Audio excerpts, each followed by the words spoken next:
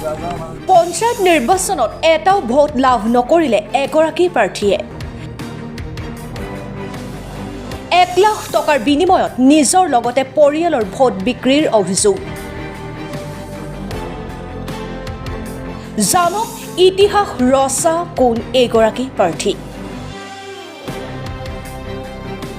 এবাৰ পঞ্চায়ত নিৰ্বাচনত এক আজব ঘটনাৰ সাক্ষী হ'ল অসমবাসী। ঘটনা বঙাইগাঁও জিলাৰ অন্তৰ্গত 22 নং আলুখুন্দা গাঁও পঞ্চায়তৰ 4 নং ৱাৰ্ডৰ সদস্য পদ নিৰ্দলীয় প্ৰাৰ্থী ৰেজাবুল হকৰ। ৰেজাবুল হকে এইবাৰ পঞ্চায়ত নিৰ্বাচনত প্ৰতিদ্বন্দ্বিতা আগবঢ়াইছিল যদিও প্ৰাৰ্থীগৰাকীয়ে নিজৰ ভোটটো নিজৰ সপক্ষে প্ৰদান নকৰিলে, অৰ্থাৎ এটা ভোটো লাভ নকৰিলে প্ৰাৰ্থীগৰাকীয়ে। উল্লেখ্য যে প্ৰাৰ্থীগৰাকীয়ে একেখন ৱাৰ্ডৰে আন এগৰাকী সদস্য পদৰ প্ৰাৰ্থী ফজিলা খাতুনৰ পৰা মোটা অংকৰ ধন লৈ ৰেজাবুল হকে নিজৰ লগতে পৰিয়ালৰ ভোট ফজিলা খাতুনক প্ৰদান কৰাৰ গুৰুতৰ অভিযোগ উত্থাপন কৰিছে একাংশই। অভয়পুৰীৰ পৰা আজিজুল ইছলামৰ ৰিপৰ্ট, অৰুণোদয় আছাম। ৰেজাবুল হক পঞ্চায়ত ইলেকশ্যনত কেণ্ডিডেট আছিল নেকি? আছিল। কোন দলৰ পৰা? নির্দলীয়। কেইটা ভোট পাইছে? আমি তো বহুত কিছু জানি না, কয়টা পাইলো না পাইলো এখন আমি তোলাই জানাম জানি না। আমি জানা এটাও ভোট পাওয়া নাই। আপনি ভোট কাট দিছে? আমি এখন আমরা গরিব মানুষ, মানুষে আঙ্গরে ভালা পাইলো না, গতিকে শুনতাছি যে আঙ্গরের বাড়িগুলো এই যে ফজলু উনি আর হবো বলে আশা আছিল, পরে তাকে দিছি ভোট নষ্ট করে কি করবো, আমার পোলার ফিল নাই। নিজের লড়াক আপনাদের ভোট দিয়া নাই? দেখতাছি ফিল নাই, আমরা গরিব মানুষ। সন্তান রেজাউল যে নির্বাচনে প্রতিদ্বন্দ্বিতা করেছিল, নিজের ভোট নিজেই দিয়া নাই নাকি? তা তো আমি জানি না, হেন ওর ব্যাপারও জানি, হেন ওর বুড়ের কথা আমি কি ভাই কম। এটা ভোটও পাওয়া নাই তেও? ওরাও জানে আর আল্লাহ জানে, আমি কি ভাই কম। তেও কি করে আসলে হাজিরা কাম টাম করে। মই আলুখুন্দা জিপিৰ পৰা 4 নং ৱাৰ্ডৰ পৰা মই সদস্য পদত প্ৰতিদ্বন্দ্বিতা কৰিছিলো, কিন্তু মই দুৰ্ভাগ্যত মই 144টা ভোট পাই মোৰ সমাপ্ত হৈছে। কিন্তু মোৰ বিৰোধী আৰু বহুত কেণ্ডিডেট আছিলে, কিন্তু ইয়াত যেহেতু ৰেজাউল কৰিম আছিল, তেওঁ কেণ্ডিডেট হিচাপে আছিলে, কিন্তু তেওঁৰ বক্সত এটা ভোটো পৰা নাই। মই পলিঙত নিজে মই আছিলো। কিন্তু কি হ'ব পাৰে আপোনাৰ মতে, কি হ'ব পাৰে? ষড়যন্ত্ৰমূলক ভাৱে কোনোবাই ভোট দিয়া? হয়তো নিশ্চিত, কাৰণ তেওঁ কেণ্ডিডেট হিচাপে তেওঁ নিজৰ ভোটটো হ'লে পৰিব লাগিছিলে, তেওঁৰ মাক দেউতা সেইখিনিও কৰিব লাগিছিল। যদি পৰা নাই, নিশ্চয় কোনো ষড়যন্ত্ৰ আছে, এইখিনি পুৰা সন্দেহজনক কথা। নাই, এই কোনো কমপ্লেইন কৰা নাছিল।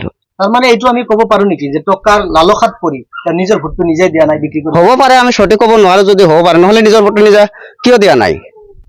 তেওঁতো কেণ্ডিডেট হয়, তেওঁ যদি কেণ্ডিডেট হিচাপে যদি তেওঁ প্ৰতিদ্বন্দ্বিতা নকৰিলেহেঁতেন, তেওঁ 17 তাৰিখে আউটে উইড্ৰল কৰিব পাৰিলেহেঁতেন, কিন্তু তেওঁতো কৰা নাছিল।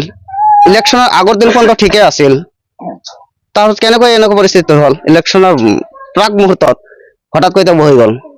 আমি এই মুহূৰ্তত আমি ৰেজাউল হকৰ ঘৰত উপস্থিত আছো। হয়, আমি তেওঁৰ লগত ফোনত যোগাযোগ কৰাৰ কাৰণে চেষ্টা কৰিছো, কিন্তু ফোনটো ধৰা নাই। আমাক এৰাই চলিছে, কি ক'ব? সাংবাদিক এৰাই চলিছে, কি ক'ব? এতিয়া আপোনালোকে এইটো কিবা চিন্তা চৰ্চা কৰক, কিন্তু মই যিখিনি ক'ব লাগে সেইখিনি ক'লো। ইয়াত হয়তো মই ভালকে আৰু বেছি কিছু নাজানো, যাৰ কাৰণে মই আৰু ক'ব নোৱাৰিম। এই সন্দৰ্ভত মানে মই মানে কি কওঁ, মানে আজি প্ৰায় 1 মাহ ধৰি আমিও ফিল্ডত বহুত কষ্ট কৰি আছো, আপোনাৰ মানে সিও বহুত কষ্ট কৰি আছে। কৰি আমি মানে সবকেইটাই মানে আমি সকলোৱে মিলি আমাৰ ৱাৰ্ডত আমি বহুত মানে যুঁজিলো। যুঁজাৰ পিছত মোটামুটি 1 সপ্তাহমান আগত তেওঁ ৰেজাউল সেইটো ল'ৰা মানে যিয়ে মানে কেণ্ডিডেট আছিল, সিয়ে নিজে আমাৰ ৱাৰ্ডৰ আপোনাৰ মানে যিটো মানে ফজিলা খাতুন আছিল, তেওঁৰ পৰা 1 লাখ টকা এগ্ৰিমেণ্ট হিচাপে সি মানে পইচা লৈছে। সেইটো প্ৰমাণ মোৰ লগত এতিয়ালৈকে প্ৰুফ আছে। এতিয়াই যদি আপোনালোকে প্ৰুফটো খোজে, মই এতিয়াই মই মানে প্ৰুফ দিম। এইটো মই ইয়াতে থিয় হৈ আছো, মই ইয়াৰ পৰা মই প্ৰুফটো দিম। পিছত আমি পিছত সেইটো মানে আপোনাৰ মানে 2 দিন আগত বস্তুটো আমি ভালকে মানে গম পালো। হোৱাৰ পিছত আমি সেইটো মানে একচুৱেলি আমি সেইটো মানে বস্তুটো ভাবিলো যে বস্তুটা এতিয়া সঁচাই হয় না মিছাই হয়, সেইটো ভাবি কালি আমি অভয়পুৰত গেলো। আমাৰ অভয়পুৰ আমাৰ কালি মানে ৰেজাল্ট দিল। পিছত তাতে ৰেজাল্ট হোৱাৰ পিছত আমি বাকি 5 জন কেণ্ডিডেট আছিলো, মই সেই তাতে ভোট পালো মানে 154টা মই সেই তাতে ভোট পালো। কিন্তু ইয়াৰ বাকচত এটা ভোটো নাই।